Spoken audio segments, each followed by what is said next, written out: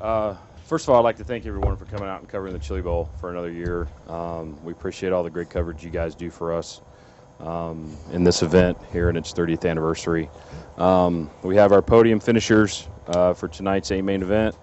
Third place, Daum. Second place, Bryan Clauson. And your winner for the second straight year, Rico Abreu. And if you got a question, pick up the mic. And congratulations, guys. Fire away, folks. We didn't want you to get upside down. Rico, obviously things appeared to everyone to change a lot after the red came out. In your mind, in terms of your race and your car, was that a difference maker for you to be able to get around Bryan? I think the biggest thing was that them inverting back to that lap when I got by him, because before the red they had him in front of me, and then my race receiver wasn't working, so they switched it under the red. So I don't know what went on there, but I think that was really the turning point of that race, because I would have had to fight with him again, and he would have got away from us, and it went nonstop there at the end. So just tried to minimize my mistakes at the end, and I seen him on the big screen with 2 to go, and I knew it was gonna get real, and then I just made sure I slid myself down in 3 and 4 and block if he was gonna bonsai me or not. Well, Bryan, you're fidgeting with the bottle there, and it's obviously you're doing the best you can to mask. But how about you? The same question. Did it change in your mind, or was your car seemingly going away? I think. Yes and no. Obviously, it was a huge point in the race where he was able to restart on my bumper. I think the biggest thing for us was being out front.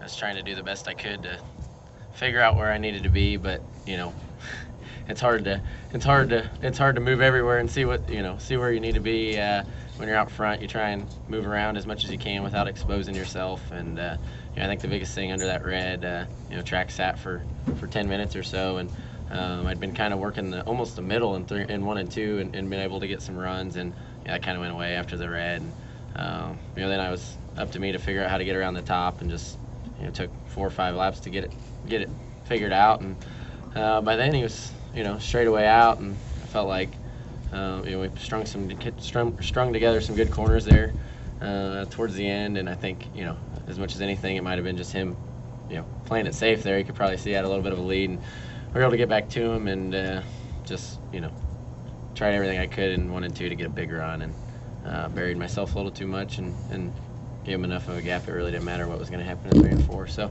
I was a little bit worried about that, starting from the pole. Honestly, wasn't that upset that Christopher got the jump, because we were able to kind of move around, see where we needed to be a little bit there early on, and I figured at some point we were going to have to change up what we were doing, and just didn't quite make it in time.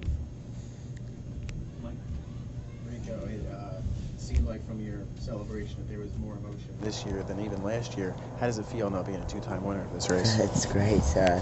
This race is so hard to win, and I'm just it's my favorite race of the year.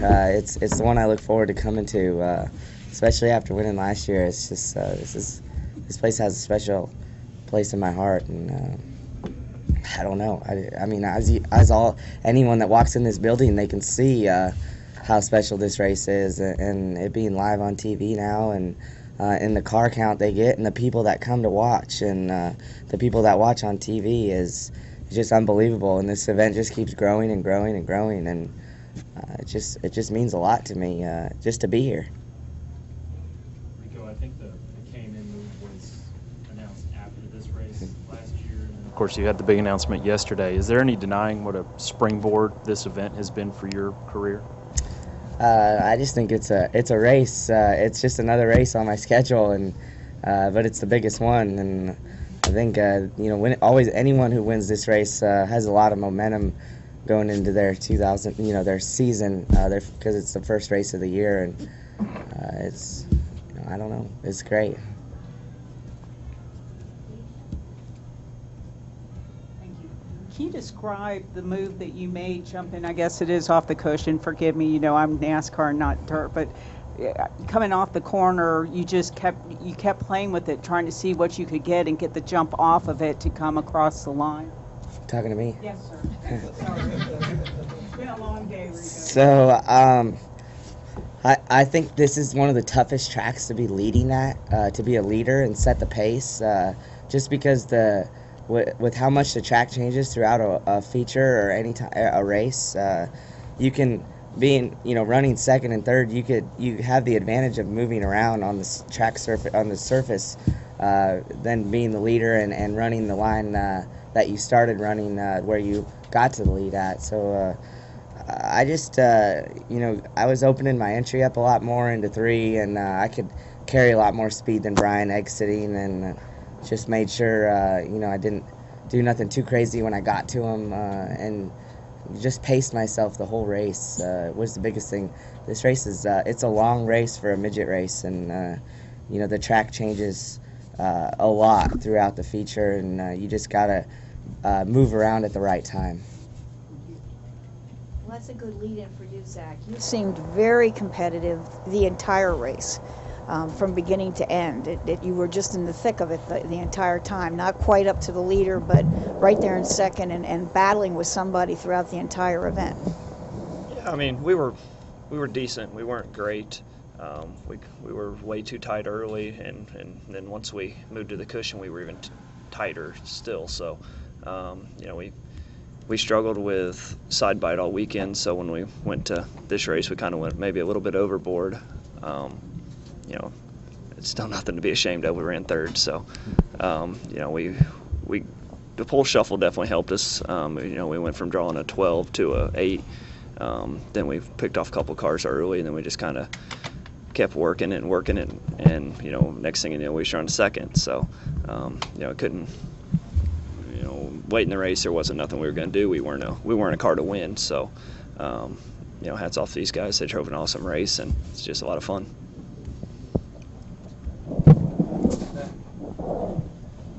You take racing very personal, very detailed, and you finished third. And no doubt you're disappointed, but it's a real fine job. But if you had a chance to redo the race over, how would you set up the car different, or how would you race it different? I might have moved the right rear tire out and put a little bit more air in it.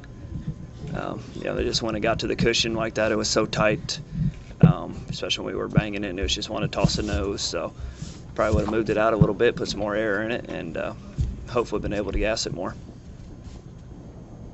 Bryan, you just finished second. You gave Rico after the race. A little bit about what the respect was. Yeah, that's a late night Tulsa story, I guess. That's how that came about. But I told him if I was giving him a hard time about doing donuts there after his prelim night. I told him he's won the race before. It's prelim night shouldn't be a big deal anymore. But and I told him he said he got up on top of the cage and nobody was there to catch him. So I said, well, I'll tell you what, if I run second, I'll come out and catch you. And so I had to make sure I lived up on to my I wasn't part. Catch him if I ran. Wait, you said you were. But no, there's a huge level of respect. If you look back at the big midget races over, really this year especially, but over the last couple of years, it's been a lot of me and him and Christopher mixed in there too. And we have a lot of fun racing together. I can't say I'm that upset to see him go truck racing, so we'll see him a lot less and maybe pick up a few more trophies. But no, it's been really cool. I mentioned it earlier, and I don't. Rico knows I love him, so I can say it. He's 4 years ago he couldn't really put 10 laps together in a midget, or maybe it was 5. I can't remember how many, but 3-4 years ago he couldn't put 10 together in a midget, and here he is, two-time champion of the biggest race in short track racing. So it's been a lot of fun to see him grow and develop, and I like to think that maybe racing with me I taught him a thing or two, but it's been fun.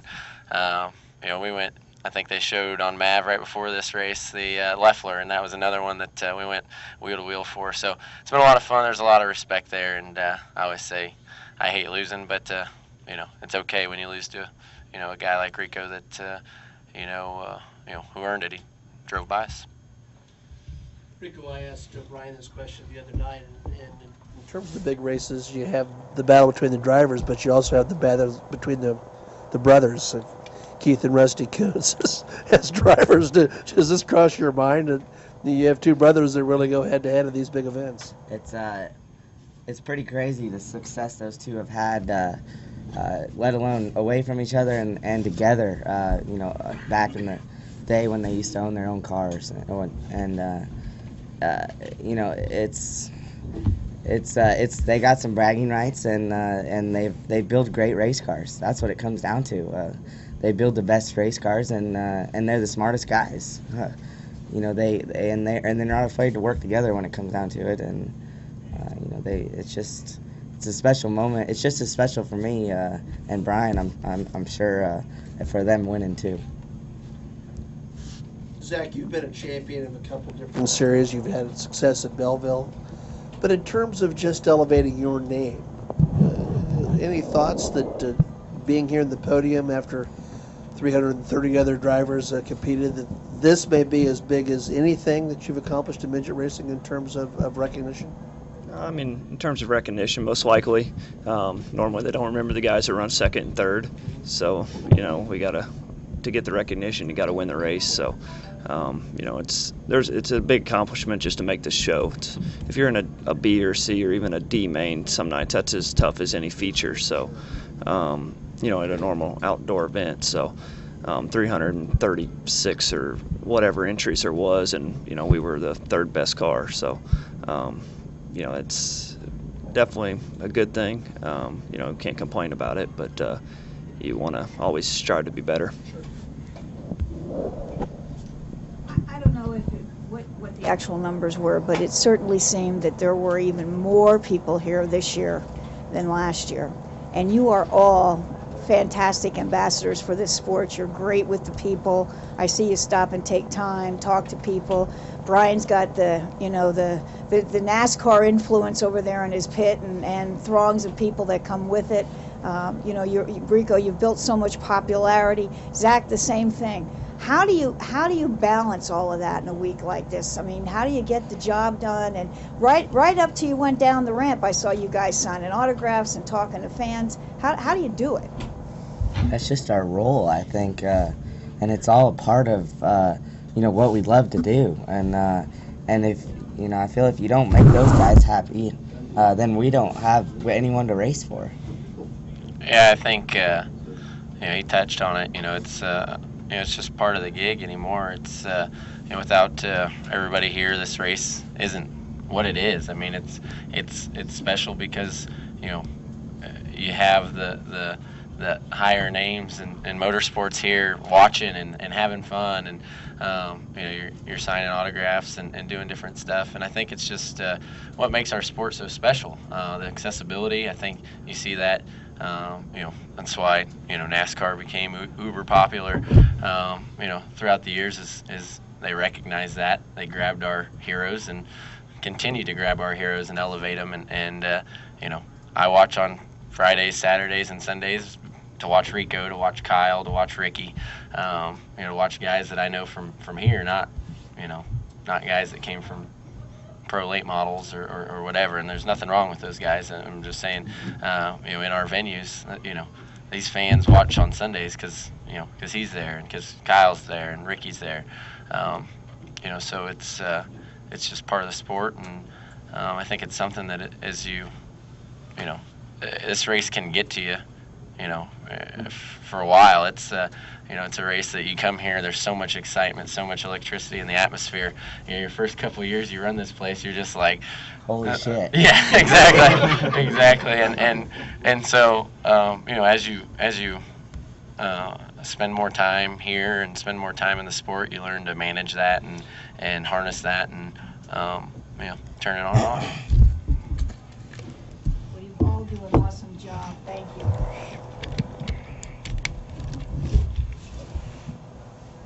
Bryan, with the year that you're gearing up to have, how would you say this is for a start?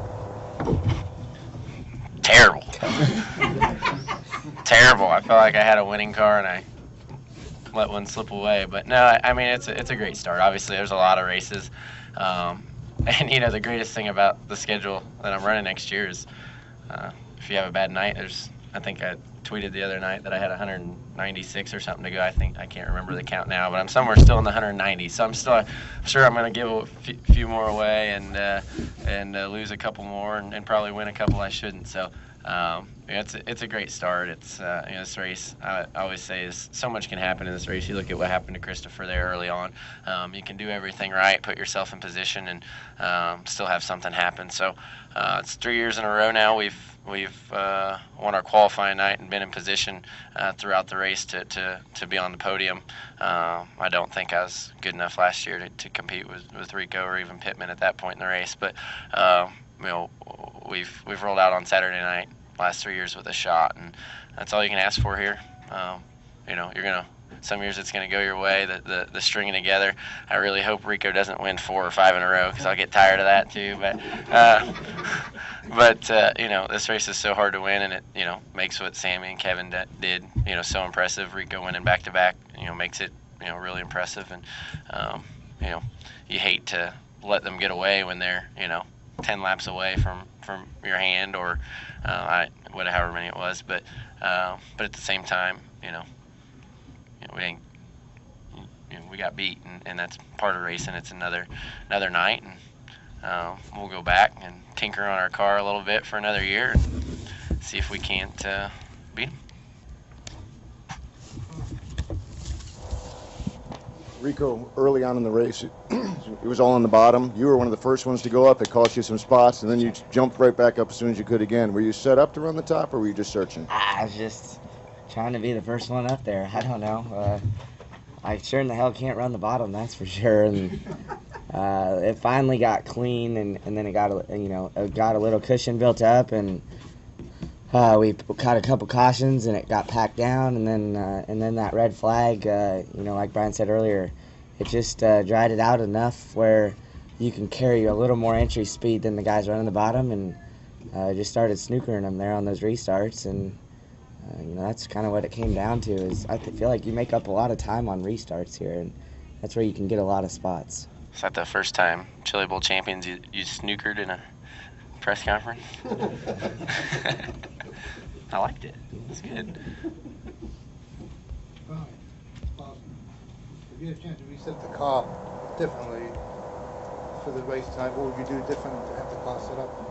I don't think I'd do anything different. I thought we had a race-winning car. I just felt like it took a lot longer this year for the track to get. Yeah, it took a lot. It took a lot longer for it to widen out, and I really just, as silly as it sounds, felt like at that point in the race, I'd have rather been running second or third, and hadn't spent 10 laps trying to maneuver and figure out what I needed because, first lap of the restart, I went in where I had been running and it wasn't very good anymore. So then I moved up to the next part and didn't quite do it right, and then he drove by me. So then at that point, then now you're hustling and trying to figure out exactly where you need to be, and you're overdriving, trying to make sure he doesn't get away. And then, once we settled in and figured out what we needed to do, I don't know, it was as much that we became faster than him. That I felt like we were probably similar speeds. That he just started being careful and making sure he didn't get tripped up on the cushion. But we were able to run him down and get close. And like I said, just didn't make the one last corner that I needed to at least make it interesting.